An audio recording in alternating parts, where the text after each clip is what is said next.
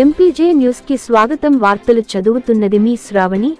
మాచర్ల నియోజకవర్గం రెంటచింతల మండలం పాల్వాయి జంక్షన్లో వేచి ఉన్నటువంటి కనకదుర్గ అమ్మవారి దేవాలయంలో ఆషాఢ మాసం శుక్రవారం సందర్భంగా వారికి బోనాల ఉత్సవాలు ఆలయ అభివృద్ధి కమిటీ ఆధ్వర్యంలో ఎంతో వైభవంగా నిర్వహించారు.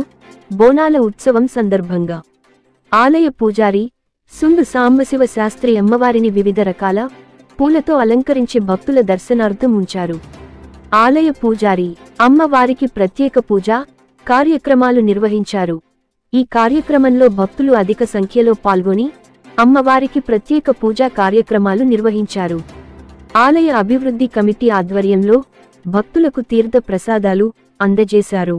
సాయంత్రం భక్త బృందం చే అమ్మవారి భజన కార్యక్రమాన్ని ఎంతో వైభవంగా నిర్వహించారు. ఈ కార్యక్రమంలో భక్తులు అధిక సంఖ్యలో పాల్గొన్నారు.